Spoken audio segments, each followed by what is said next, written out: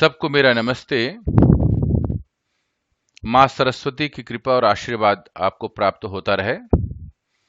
आज हम सीबीएसई कक्षा 12वीं द्वारा निर्धारित हिंदी ऐच्छिक पाठ्य पुस्तक अंतरा भाग 2, यह दीप अकेला, इस पाठ का अध्ययन करने जा रहे हैं। इसको स्वर दिया है डॉक्टर गजानंद आर्य ने। लेखक परिचय। कवि का नाम है सच्चिदानंद हीरानंद वात्स्यायन अज्ञे। उनका जन्म सन 1911 में कुशीनगर में हुआ, और वो जो कि उत्तर प्रदेश में है। मृत्यु सन 1987 में दिल्ली प्रदेश में ही हुआ। उन्होंने अंग्रेजी भाषा में एमए की उपाधि ग्रहण की थी, एमए की पढ़ाई की थी। तार सप्तक, भग्नदूत, चिंता, नदी के द्वीप, परंपरा, विपथगा, त्रिशंकु, एक बूंद सहसा उछल पड़ी आदि बहुत सारी रचनाएं की, जो मैंने थोड़े से लिखे हैं, आप और अधिक भी देख सकते हैं। काव्य, उपन्यास, कहानी, वृत्तांत, निबंध, ये सब लेखन की विधाएं हैं। ये उन पर लिखते थे और उनके लेखन में एक खूबी थी, इनके ऊपर अधिकार था, कार्य। वे प्रोफेसर भी रहे यूनिवर्सिटी में, विश्वविद्यालय में। संपादन का भी कार्य किया। दिनमान और नवभारत में वो संपादक के रूप में रहे। अनेक पत्रिकाओं में उन्होंने लेख लिखा। उनके लेखों में प्रकृति प्रेम, मानव मन के अंतर द्वंद्व, दार्शनिकता, अभिव्यंजना। अभिव्यंजना का मतलब होता है कि जब कोई शब्द लिखा जाता है उसके अंदर से कोई एक नए सुंदर भाव की उत्पत्ति होती है, जो लेखक का उद्देश्य होता है, मूल उद्देश्य। उन्हें साहित्य अकादमी, भारत भारती सम्मान और भारतीय ज्ञानपीठ, ये 3 पुरस्कार प्राप्त हुए। अब हम एनसीईआरटी के द्वारा निर्धारित पुस्तक, जो उनका कवि लेखक परिचय है, कवि परिचय, उसका अध्ययन करने जा रहे हैं। सच्चिदानंद हीरानंद वात्स्यायन अज्ञे। उनका जन्म 1911 में हुआ और 1987 में उनकी मृत्यु हुई। आप लेखक को यहाँ पर देख सकते हैं, ये एनसीईआरटी की पुस्तक में है। अज्ञे का मूल नाम सच्चिदानंद हीरानंद वात्स्यायन है, और उन्होंने जो रचनाएं की उसका अज्ञेय के नाम से की। उनका जन्म कुशीनगर में हुआ, जो कि उत्तर प्रदेश में है। बचपन उनका लखनऊ, श्रीनगर और जम्मू में बीता। प्रारंभिक शिक्षा का मतलब शुरुआत की शिक्षा उनकी अंग्रेजी और संस्कृत में हुई। उन्होंने हिंदी पर अधिकार बाद में प्राप्त की थी। वैसे वो विज्ञान साइंस के छात्र थे। बीएससी करने के बाद अंग्रेजी से उन्होंने एमए की। क्रांतिकारी आंदोलन, भारत की आजादी के लिए जो आंदोलन हुआ था उसमें वो भाग लिए, तो कुछ वर्ष जेल में भी रहे, 2 वर्ष नजरबंद भी रहे। अनेक सारे देशों की उन्होंने यात्राएं की। जोधपुर विश्वविद्यालय में वो प्रोफेसर रहे। हिंदी के समाचार साप्ताहिक जो पत्र है उसमें दिनमान उसके संस्थापक संपादक थे। नवभारत टाइम्स का संपादन किया। सैनिक, विशाल भारत, प्रतीक, नया प्रतीक, इन पत्रिकाओं में उन्होंने लेख भी लिखा। उन्होंने जो पुस्तकें छपाई उसमें तार सप्तक, दूसरा सप्तक, तीसरा सप्तक, इसमें 7-7 कविताएं संग्रहित हैं, और उस पर का उन्होंने संपादन किया। कहानी, उपन्यास, यात्रा वृत्तांत, निबंध, आलोचना, ये लेखन की विधाएं, इन पर सब पर उनका अधिकार था। शेखर एक जीवनी, नदी के द्वीप, अपने अपने अजनबी, ये उपन्यास है।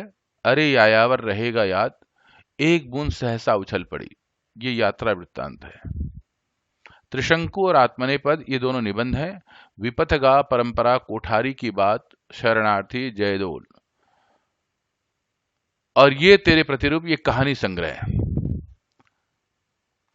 उनका प्रकृति प्रेम और मानव के अंतर्द्वंद्वों के कवि हैं। मैंने अंतर्द्वंद्व के विषय में बताया था कि अंतर्द्वंद्व का मतलब होता है मन के अंदर चलने वाली सकारात्मक और नकारात्मक विचारधाराएं। उनको 3 पुरस्कार प्राप्त हुए, साहित्य अकादमी पुरस्कार, भारत भारती सम्मान, भारतीय ज्ञानपीठ पुरस्कार। अब हम मुख्य कविताओं के विषय में कह रहे हैं। मुख्य कविताएं, काव्य कृतियां। कृतियां का मतलब था रचनाएं। भग्नदूत, चिंता, हरी घास, पर क्षण भर इंद्रधनु रौंदे हुए अग्नि के पार द्वार, कितनी नावों में कितनी बार। ये उनकी मुख्य कविताएं हैं। यह दीप अकेला, जो हमारा पाठ्य ग्रंथ का विषय है, दीप मनुष्य का प्रतीक है, स्नेह भरा, जैसे दीपक में तेल भरा होता है वैसे स्नेह भरा हुआ है। वो अकेला है, उसके अंदर जो है ना अपने प्रकाश और स्वाभिमान का अहंकार है। उसकी महत्ता और सार्थकता इसलिए है क्योंकि उसमें बहुत सारे गुण हैं, अनेक सारी शक्तियां हैं। ऐसे ही मनुष्य के अंदर काफी सारी शक्ति होती है। अगर वह सार्वभौमीकरण और सर्वव्यापीकरण, समाज के हित के लिए अगर वह प्रयोग हो जाए तो मनुष्य का जो जीवन है वो सार्थक है। वो अकेले से ज्यादा समाज के साथ विलय होने में उसकी खूबसूरती नजर आती है।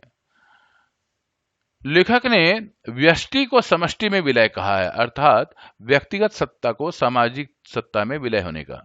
आत्मबोध से विश्वबोध। आत्मबोध का मतलब यह है अपना जो जीवन प्रकाशित है, लेकिन विश्व का जीवन प्रकाशित होना आवश्यक है। अब हम कविता का अध्ययन करने जा रहे हैं। यह दीप अकेला। आप यहाँ दीप का देखो चित्र देख रहे हैं। जलते हुए दीप के अंदर एक प्रकाश है, अंधकार को दूर करता है। और ये जो प्रकाश इसकी इतनी खूबसूरती, इसमें एक स्वाभिमान छिपा हुआ है कि मैं दूसरों का अंधकार को दूर कर सकता हूं। ये जो इसमें तेल है इसे स्नेह कहा है। और ऐसे मनुष्य के अंदर प्रेम है, सौहार्द है। और ये जो दीप का पात्र है ये मनुष्य का प्रतीक है, शरीर का प्रतीक है। इसके अंदर ये मन के अंदर जो दीप है, विद्या है, ज्ञान है, बुद्धि है, विवेक है, इसका प्रतीक है। यह दीप अकेला स्नेह भरा। यह दीप अकेला है, इसमें स्नेह भरा हुआ है। इसी प्रकार से मनुष्य अकेला है जिसमें उसका प्रेम भरा हुआ है, जिसमें स्नेह भरा हुआ है गर्व भरा मदमाता। उसके अंदर आत्मज्ञान का, संस्कारों का एक मदमाता हुआ, आत्म गौरव से युक्त एक प्रकाश है, एक अहम भाव है। इसको पंक्ति के दे दो। पंक्ति का मतलब यहां समाज, समाज को दे दो। यह जन है गाता गीत, जिन्हें और भी कौन गाएगा, प्रश्नवाचक है। अगर एक मनुष्य गीत लिखता है तो उसे कौन जानता है। अगर वह समाज को दे देता है तो सारा समाज एक साथ गाता है। अगर मान जाओ वो अकेला लिख करके कहीं रख देता है तो कौन गाएगा। अगर समाज सारा गाता है तो उस गीत की महत्ता बढ़ जाती है। इसी प्रकार से एक मनुष्य के अंदर जो आत्मज्ञान है, सौंदर्य बोध है, प्रेम है, वह अगर समाज के हित के लिए हो जाए तो सारे समाज का और संसार का कल्याण हो जाएगा। पनडुब्बा। पनडुब्बा कहते हैं गोताखोर को। जैसे गोताखोर समुद्र के अंदर गोता लगा करके वहां से मोती लेकर के आता है, उस मोती की कीमत बढ़ जाती है क्योंकि वह समाज में किसी के गले में, किसी के माथे में, किसी के कानों में, किसी के अलंकारों में सुशोभित होता है। इसी प्रकार से अगर कोई कवि काव्य लिखता है और वह अकेला रह जाए और समाज के हित में ना हो तो उसके जो रचनाएं हैं उसकी महत्ता कहाँ होगी। तो यहाँ पर कृति का मतलब होता है भाग्यवान। एक कृति होती छोटी, उसका मतलब होता है रचनाएं। यह समिधा, ऐसा आग हठीला बिरला सुलगाएगा। समिधा का मतलब होता है हवन कुंड के अंदर जो छोटी छोटी लकड़ियां रखी जाती हैं, जो आम, बड़, पीपल इत्यादि की होती हैं, अगर वह सामूहिकता में रखा जाता है तो बेहद प्रकाशवान होता है। और समिधाएं जो है प्रकाशवान भी है और मनुष्य को आंतरिक शोध भी देता है। तो बिरला सुलगा, अगर एक समिधा होगा तो सुलगेगा जरूर, लेकिन अत्यधिक प्रकाश नहीं दे पाएगा और उसमें हवन सामग्री इत्यादि के माध्यम जो सुगंधित है वो पूर्णतः नहीं मिल पाएगा। यह हमारी वैदिक और हिंदू परंपरा है जिसमें हवन को बड़ा महत्व दिया जाता है। यह अद्वितीय, यह मेरा, यह मैं स्वयं विसर्जित। अद्वितीय का मतलब अकेला। यह मेरा, ये ज्ञान मेरा, यह मैं स्वयं विसर्जित। मैं स्वयं को अगर समाज के लिए विसर्जित कर देता हूं, अर्पित कर देता हूं, तो समाज का कल्याण होगा। यहां पर अद्वितीय से लेखक क्या है, दार्शनिकता की भी बातें करते हैं।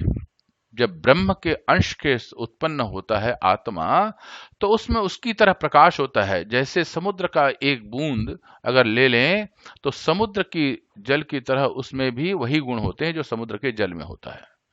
यह दीप अकेला स्नेह भरा है, गर्व भरा मदमाता, पर इसको भी पंक्ति को दे दो, समाज को दे दो। यह मधु है, मधु शहद। स्वयं काल का मौना, मौना कहते हैं एक टोकरे को, जिसे हम छत्ता भी कहते हैं, जिसमें शहद का संचय इकट्ठा होता है। युग संचय, अनेक दिनों तक यह धीरे धीरे करके इकट्ठा होता है, जिसमें शहद बन जाता है। मधुमक्खी थोड़े थोड़े फूलों से लेकर के छोटे छोटे शहद रस को लाता है और जो शहद बन जाता है। इसी प्रकार से थोड़े थोड़े ज्ञान संचय करके मनुष्य के अंदर एक आत्म ज्ञान का, संस्कारों से आत्म सौंदर्य बढ़ जाता है। तो थोड़े थोड़े संचित करके वह एक मधु की तरह शहद हो जाता है। उसकी वाणी में मधुरता आ जाती है और शरीर में ओज पैदा होता है। यह गोरस है। गोरस का मतलब दूध। कामधेनु गौ कहा जाता है। स्वर्गलोक में एक गौ है जिसका नाम है कामधेनु। जब जो चाहो वो दे देती है, और वहां पर जो देवलोक में लोग रहते हैं उन लोग उसका पान करते हैं, और देवताओं के पुत्र भी उसका पान करते हैं। अमृत पूत पय। इसी प्रकार से जो ज्ञान है, जो व्यक्ति है, जो आत्म गौरव से परिपूर्ण है, वो गोरस की तरह पवित्र है, पूत पय, पवित्र है। यह अंकुर फोड़ धरा को, रवि को तकता निर्भय। जैसे बीज धरती के अंदर रहता है, धरा मतलब धरती को फोड़ करके रवि को, सूर्य को वो निर्भय होकर के देखता है। आज उसमें निडरता एक छोटे से पौधे में। इसी प्रकार से जो ज्ञानवान व्यक्ति है, आज समाज के सामने में रह करके वो आत्मज्ञान से परिपूर्ण होकर के, आत्म गौरव से परिपूर्ण होकर के वह निर्भय रहता है। जो गीत लिखने वाला व्यक्ति है, वो अपने अंदर से प्रस्फुटित गीत को लिखने के पश्चात वह निर्भय हो सकता है। वह अपने निर्भय होकर के उस कविता का गान करता है। यह प्रकृत स्वयंभू ब्रह्म अयुत, इसको भी पंक्ति को दे दो। प्रकृत का मतलब होता है स्वाभाविक, और यहां स्वयंभू अपने आप उत्पन्न होने वाला ब्रह्म वो शक्ति है जो संसार को उत्पन्न करता है। अयुत का मतलब होता है पृथक, उससे पृथक है। लेकिन शक्ति को दे दो, समाज की शक्ति को दे दो। यह दीप अकेला स्नेह भरा है, गर्व भरा मदमाता, पर इसको भी पंक्ति को दे दो। यह वह विश्वास नहीं जो अपनी लघुता में भी कांपा। यहां लघु मानव के विषय में कल्पना की है। एक मनुष्य अकेला होकर के भी अगर उसके अंदर ज्ञान है, अगर उसके अंदर विद्या है, अगर उसके अंदर सुंदर संस्कार भरे हुए हैं और उसके अंदर कुलीनता है, तो वह व्यक्ति जो है अकेले में भी डरता नहीं है। जैसे दीप जो है अगर प्रज्वलित है तो उससे निडरता नहीं, वो प्रकाशित होता है, अंधकार को दूर करता है। इसीलिए यहां पर लघु मानव के विषय में कल्पना की है, जिसके अंदर एक आत्मविश्वास है। वह पीड़ा जिसकी गहराई में स्वयं भी उसे नहीं नापा। जब दीप जलता है तो बाती जो जलता है तो उसे पता रहता है कि मैं जल रहा हूं। इसी प्रकार से अगर उसे किसी मनुष्य को पीड़ा है तो उसे सहन करने की शक्ति और उसकी गहराइयों को स्वयं वो जानता है। कुत्सा, निंदा, अपमान, दूसरों के द्वारा किया हुआ, अवज्ञा, अनादर, किसी के द्वारा किसी को सम्मान न देना। धुंधवाते कड़वे तम में, ऐसा तम माने अंधकार, ऐसा कड़वा तम जैसे कि धुएं से भरा हुआ होता है और वो आंखों को दर्द देता है। तो ये तीनों चीजें मनुष्य को सुख देने वाले नहीं है।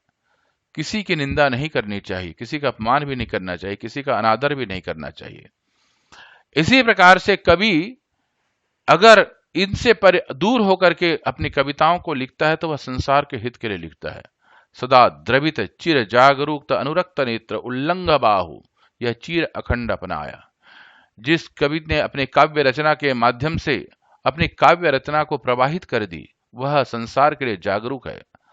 वह संसार को अनुरक्त प्रेम भरे नेत्रों से देखता है। उल्लंघ बाहु, दोनों भुजाओं को उठा करके समस्त संसार को अपनाना चाहता है।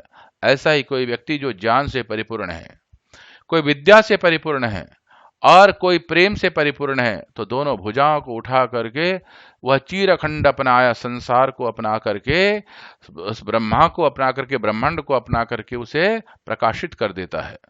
जिज्ञासु प्रबुद्ध सदा श्रद्धा में, ऐसा व्यक्ति के अंदर हमेशा भावना होती है, हर मनुष्य के अंदर जिज्ञासु, जानने की तमन्ना हर मानव की प्रकृति है। प्रबुद्ध, जो व्यक्ति मानसिक तौर से जागा हुआ है, जिसकी चेतना जगी हुई है, और अवचेतन मन जिसका जागा हुआ है, अगर इसके विषय में ज्यादा जानना चाहते हैं तो मेरा अवचेतन मन या मन और चित्त इस मेरे वीडियो को जरूर देखें, वहां पर आपको इसके बारे में विशेष ज्ञान प्राप्त हो जाएगा। श्रद्धा, श्रद्धा में इसको भक्ति को दे दो। भक्ति को मतलब यहां है वह ऐसे चीज को दे दो जो समस्त संसार के हित के लिए हो जाए। यह दीप अकेला स्नेह भरा है, गर्व भरा मदमाता, इसको पंक्ति को दे दो, समाज को दे दो। यहां पर दार्शनिकता से परिपूर्ण कर दिया है। लेखक ने दर्शन के माध्यम से बताया है कि मनुष्य स्वयं के लिए नहीं है, अपितु तो समाज के लिए, राष्ट्रहित के लिए, विश्व हित के लिए है। जिसने ऐसा कुछ अपनाया वह समाज को हित करता है। अब हम इसके मुख्य प्रश्नों के विषय में चर्चा करेंगे। प्रश्नों को चर्चा करने से पहले यहां पर आप ध्यान दें कि कुछ कठिन शब्द हैं जहां पर आपको परेशानी हो। आप यहां देख सकते हैं, कृति, भाग्यवान, कुशल, पनडुब्बा, गोताखोर, समिधा, यज्ञ की सामग्री, हवन के लकड़ी को भी कहते हैं, बिरला, बहुतों में से एक, विसर्जित, त्यागा हुआ, गोरस, दूध, दही, दूध को कहा जाता है, निर्भय, भय रहित, प्रकृत, प्रकृति से उत्पन्न, स्वाभाविक, स्वाभाविक यह मुख्य अर्थ है, स्वयंभू, ब्रह्मा, स्वयं पैदा हुआ, यहां पर स्वयं पैदा हुआ मुख्य अर्थ है, ब्रह्म को उसको भी कहा जाता है। अयुत, यहां पर पृथक शब्द सार्थक है। अब हम प्रश्नोत्तर के विषय में चिंतन करने जा रहे हैं। आपके सामने में प्रश्नोत्तर, आप ध्यान से देखें इसको और समझने की कोशिश करें। पाठ्य पुस्तक के प्रश्नोत्तर। पहला प्रश्न, यह दीप अकेला के प्रतीकार्थ को स्पष्ट करते हुए बताइए कि उसे कवि ने स्नेह भरा, गर्व भरा और मदमाता क्यों कहा है। इस कविता में दीप को अकेला बताया गया है क्योंकि हर मनुष्य भी संसार में अकेला आता है। पंक्ति का अर्थ समाज से लिया गया है। पंक्ति में दीप को जलाकर रख देने का तात्पर्य है कि उससे समाज का एक भाग बना देना। कविता में दीप ऐसे ही व्यक्ति का प्रतीक है जो स्नेह, गर्व तथा अहंकार से युक्त है। दीप तेल के कारण जलता है, वैसे ही मनुष्य भी स्नेह के कारण जीवित रहता है। दीप संसार को प्रकाशित करता है, उसकी लौ झुकती नहीं। जो उसे गर्व का सूचक है, मनुष्य अपने कार्यों के कारण गर्व विद्यमान करता है, वह कहीं झुकता नहीं। जलते हुए दीप की लौ इधर उधर हिलती रहती है। कवि ने इसे ही मदमाती कहा है। मनुष्य भी मस्ती में इधर उधर मदमाता है। झांकता है का मतलब प्रेम से झांकता है, समाज को झांकता है। यही कारण है कवि ने उसे स्नेह भरा, गर्व भरा मदमाता कहा है। प्रश्न नंबर 2, यह दीप अकेला है पर इसको पंक्ति को दे दो के आधार पर व्यष्टि का समष्टि में विलय क्यों और कैसे संभव है। इस कविता में दीप मनुष्य का प्रतीक स्वरूप है। इसमें विद्यमान पंक्ति शब्द समाज का प्रतीक स्वरूप है। दीप को पंक्ति में रखने का तात्पर्य समाज के साथ जोड़ना है। इसे ही व्यष्टि का समष्टि में विलय कहा गया है। ऐसा होना आवश्यक है। समाज में रह करके भी मनुष्य अपना तथा समाज का कल्याण करता है। इस तरह ही समाज और मनुष्य का कल्याण होता है। जिस तरह दीप पंक्ति में स्थान पाकर अधिक बल से संसार को प्रकाशित करता है, वैसे ही मनुष्य समाज में एकाकार होकर समाज का विकास करता है। दोनों का विलय होना आवश्यक है, उनकी शक्ति का विस्तार है। अकेला व्यक्ति और अकेला दीप कुछ नहीं कर सकते। जब वह पंक्ति तथा समाज में विलय होते हैं तो उनकी शक्ति का विस्तार होता है। अन्य के साथ मिलकर अर्थात समाज के साथ मिलकर वह अधिक शक्तिवान हो जाते हैं। प्रश्न नंबर 3, गीत और मोती की सार्थकता किससे जुड़ी हुई है? उत्तर, गीत तभी सार्थक है जब वह गायन से जुड़ा हो, गाता है। मोती तभी सार्थक है जब वह गोताखोर उसे बाहर निकाला है, समुद्र से बाहर निकाला है। गीत को जब तक गाया नहीं जाएगा तब तक उसकी सार्थकता निरर्थक ही है। पन्ने में लिखा गीत अपनी पहचान नहीं बना सकता, जब लोगों के द्वारा गाया जाएगा तभी उसे पहचाना जाएगा, तभी वह सार्थक कहलाएगा। ऐसे ही मोती को यदि कोई गोताखोर समुद्र की गहराई से निकालकर बाहर नहीं लाएगा तो उसे कोई नहीं पहचान पाएगा। समुद्र की गोद में कितने ही मोती विद्यमान हैं पर बाहर नहीं लाए गए हैं, अतः उन्हें कोई नहीं पहचानता है, वे समुद्र तल में निरर्थक ही हैं। प्रश्न 4, यह अद्वितीय, यह मेरा, यह मैं स्वयं विसर्जित पंक्ति के आधार पर व्यष्टि के समष्टि में विसर्जन की उपयोगिता बताइए। जब व्यष्टि का समष्टि में विसर्जन होता है तब उसकी उपयोगिता बढ़ जाती है। प्रत्येक व्यक्ति सभी गुणों से युक्त है, लेकिन समाज में उसका विलय नहीं है तो वह अकेला होगा। अकेला वह अपने गुणों का लाभ न उठा पाएगा, न ही अन्य का भला कर पाएगा। जब वह समाज के साथ जुड़ जाता है तब उसके गुणों का सही लाभ उठाया जा सकता है। अपने गुणों से वह समाज का कल्याण करता है, इस तरह वह अपने साथ साथ समाज का भी सही मार्गदर्शन करता है। समाज का विकास होता है और समाज में एकता स्थापित होती है। तभी कवि ने कहा है कि दीप का पंक्ति में विलय होना अर्थात एक व्यक्ति का समाज में विलय होना है। समाज में विलय होने से वह स्वयं के व्यक्तित्व को विशालता प्रदान करता है। यह अकेले बहुत कुछ कर सकने की हिम्मत रखता है, पर वह स्वयं को समाज में मिला लेता है तो वह समाज को मजबूत करता है। इससे हमारे राष्ट्र को मजबूती मिलती है। प्रश्न नंबर 5, यह मधु है। पंक्तियों के आधार पर बताइए कि मधु, गोरस और अंकुर की क्या विशेषताएं। कवि के अनुसार मधु अर्थात शहद की विशेषता होती है, इसे बनने में एक लंबा समय लगता है। समय इसे धीरे धीरे कटोरा अर्थात छत्ते में एकत्रित करता है और उसे बाद में जाकर के हमें मिलता है। गोरस, यह जीवन रूप में विद्यमान कामधेनु गाय से प्राप्त होता है। यह अमृत के समान दूध है, इससे पान देवों के पुत्र करते हैं। अंकुर को अपनी विशेषता है, यह पृथ्वी की कठोर धरती को भी अपने कोमल परतों से भेद कर बाहर निकल जाता है। सूर्य को देखने से यह डरता नहीं है, निडरता से उसका सामना होता है। भाव सौंदर्य स्पष्ट कीजिए। यह प्रकृत स्वयंभू, यह सदा द्रवित चिर जागरूक, जिज्ञासु प्रबुद्ध सदा श्रद्धा में, इसको भक्ति को दे दो। कविता में प्रकृत, स्वयंभू और ब्रह्मा ये नाम संज्ञाएं अंकुर बीज को दी गई हैं।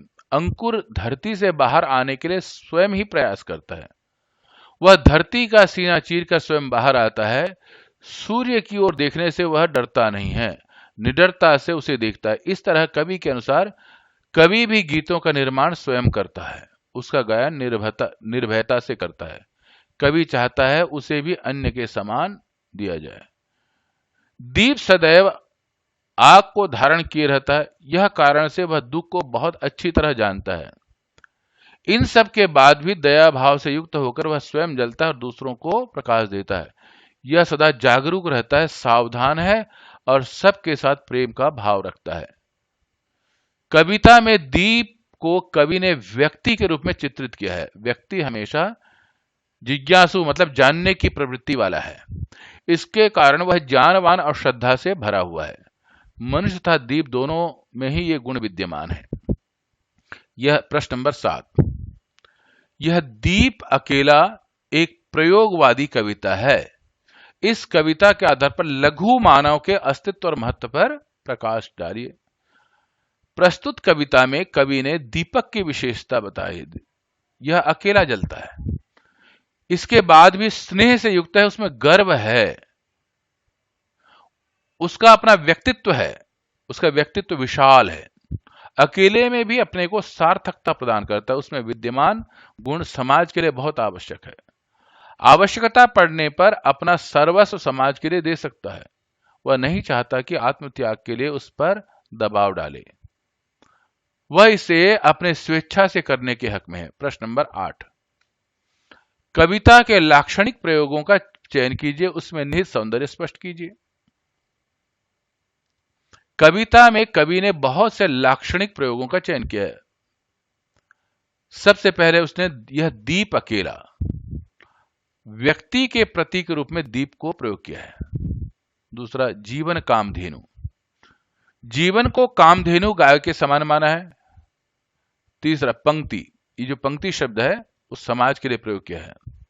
पंक्ति में जगह देना, इसका मतलब है समाज का अंग बनना। नहीं तो अपनी लघुता में कांपा, इसमें मनुष्य के छोटे होने की बात कही गई है। मनुष्य का विशेष गुण है, मनुष्य का अपना स्वयं विशेष गुण है, फिर भी वह स्वयं के अस्तित्व को बनाए रखता है, कांपता नहीं, डरता नहीं है। वहीं एक बूंद में मनुष्य के छोटे रूप को चित्रित किया गया है। सूरज की आग का ज्ञान का प्रकाश बताया गया है। इस प्रकार हमने प्रश्नोत्तर के विषय में चिंतन किया। सभी, आपके दाहिने हाथ में सब्सक्राइब बटन है, इसे अवश्य दबाएं और साथ में दीप की तरह समाज को प्रकाशित करने के लिए कहा गया है।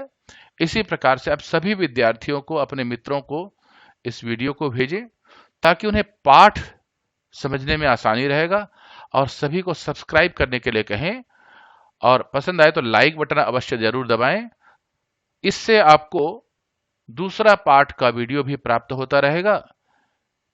और मेरे इस चैनल से, डॉक्टर गजानंद आर्य, ये यूट्यूब का चैनल है, अगर आप उसमें क्लिक करेंगे तो अन्य पाठ भी आपको उपलब्ध होंगे। आप स्वयं भी पढ़ें, अपने मित्रों को भी सजेस्ट करें, और सभी छात्र इससे और अन्य व्यक्ति भी इससे, इस पाठ का आनंद लें। यह कविता दार्शनिक कविता है।